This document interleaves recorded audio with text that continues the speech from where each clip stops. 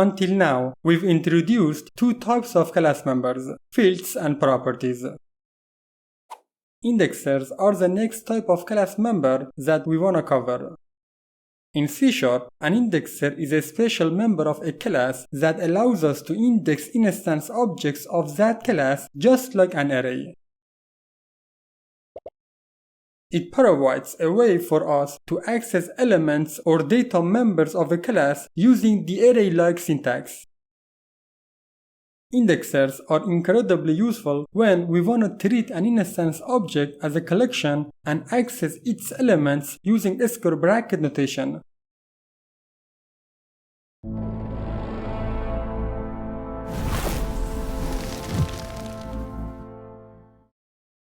Hello guys, welcome back. Okay, indexers allows us to access class instances just like arrays. To understand indexers better, let's consider a scenario where we have a class.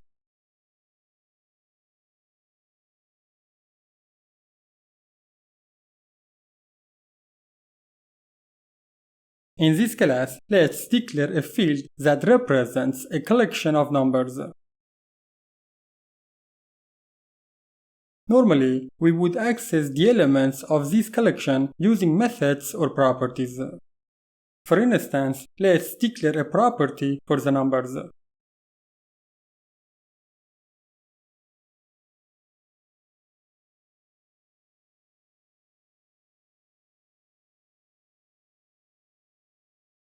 Now, let's move on to the program class and create an instance of number collection class.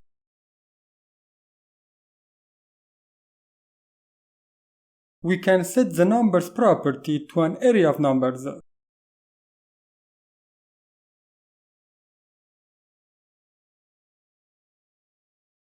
Okay, as we mentioned, we can easily access the elements of the numbers.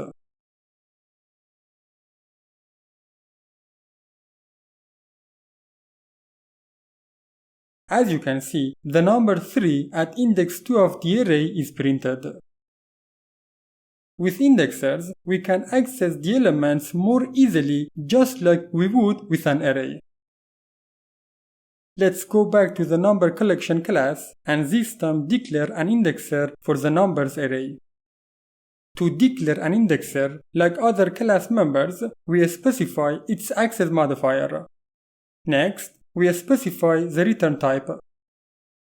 In this case, it's int, because the indexer returns an element of type int. Then we use the this keyword followed by square brackets. Inside the square brackets, we declare a parameter for the indexer. This parameter allows us to access each element. Here, as you know from the previous lectures, the this keyword refers to the current instance of the class, and the square brackets define the indexing behavior. Remember, we can have one or more parameters inside the square brackets. Alright, after that, we can include the get and set accessors. The get block is used to retrieve the value based on the provided indices. In our case, we simply return the element specified by the parameter.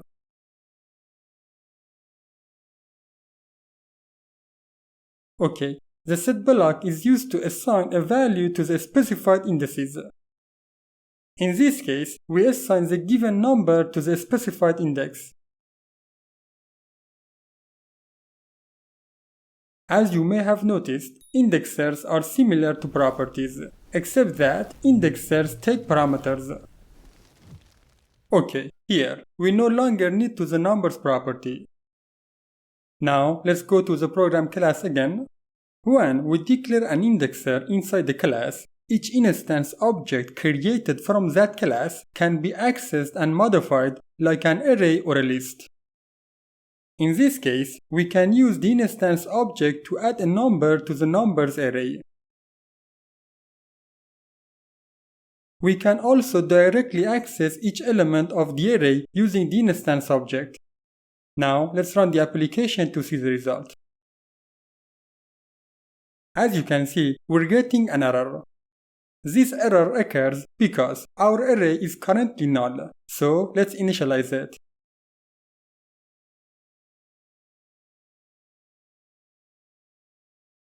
Now let's run the application again.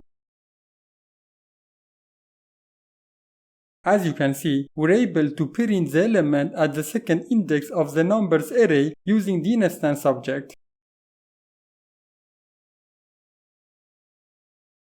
Okay, indexers provide us with the flexibility to set or retrieve values using an index without explicitly specifying an instance member like property. When we set the number to the instance object using an index, the setAccessor of the indexer is executed. In this case, the this keyword refers to the current instance of the class. The number 2 is considered as the indexer parameter. Inside the accessor, we assign the value to the specified index. Similarly, when we want to access a specified element using the instance object and index parameter, the getAccessor of the indexer is executed. Based on the specified index provided as a parameter, the indexed value will be accessed and then printed.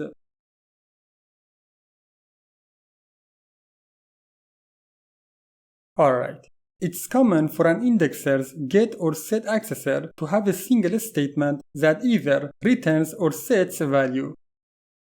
In our example, we both get and set the value using a single statement.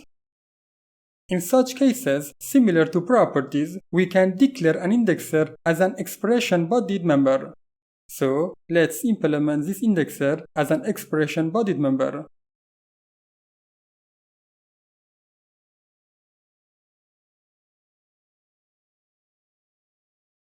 Now, let's run the application once again. As you can see, we get the same result as before. Alright, indexers, just like properties, can be read-only. Let's create another class called weakinfo.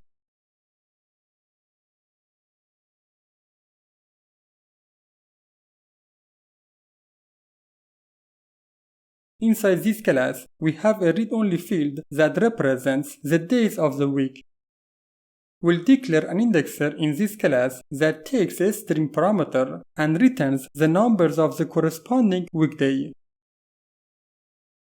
Since it returns a number, the return value of the indexer would be of type int.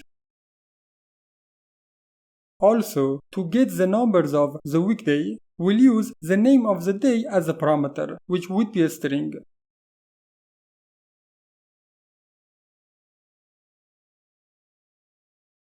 Okay, since this indexer is read-only, we only need to include the getAccessor for it. Inside the getAccessor, let's return the index of the day of the week using the indexOf method.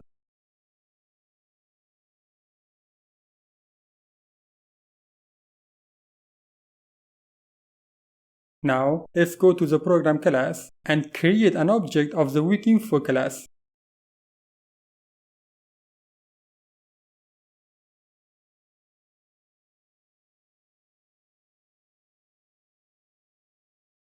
Let's provide it with one of the weekdays, for example, Sunday.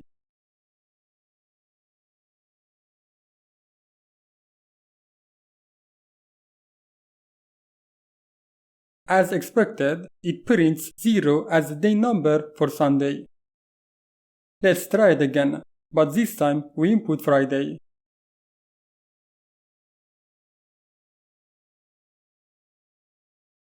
Okay, this time we get 0 and 5 as the day numbers for Sunday and Friday respectively.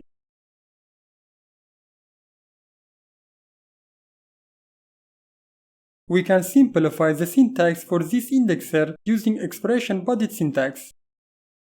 As you know, to use expression-bodied syntax, the getAccessor must be a single statement, and our example already meets this requirement. So let's change it to an expression-bodied indexer. As you can see, the syntax of the indexer becomes much simpler. Let's run the application and verify if we get the same result. As expected, we get the same result as before.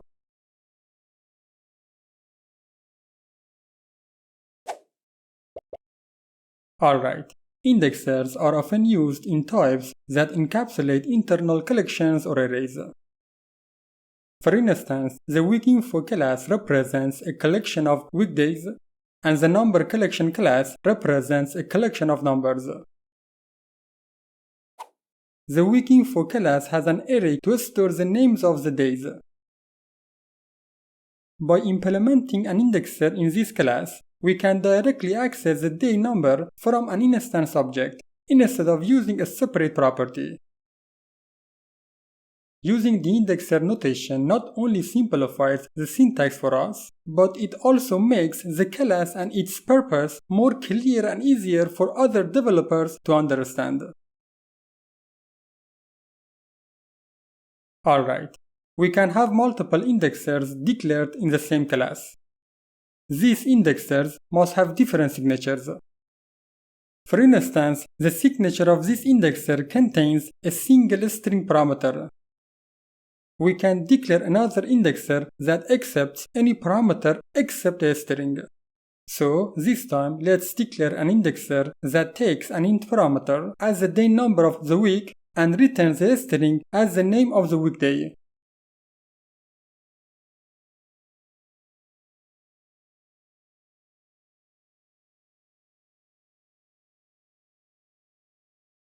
This indexer simply returns the corresponding index from the days of week array.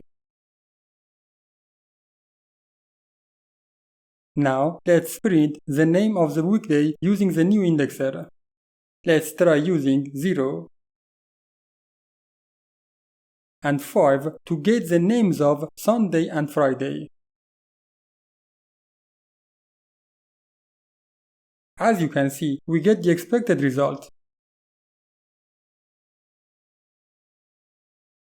When we provide an int value as the parameter, the getAccessor of the indexer with an int parameter signature is executed. Similarly, when we provide a string value as the indexer parameter, the getAccessor of the indexer with a string parameter signature is executed. In the upcoming lectures, when we cover methods, we'll explain signatures in more detail. Alright, the last thing we want to mention about indexers is that when we declare an indexer, it automatically generates a property named item on the object. However, we cannot directly access this item property from the instance object. If we try to add an item property to a class that already has an indexer, we'll encounter an error.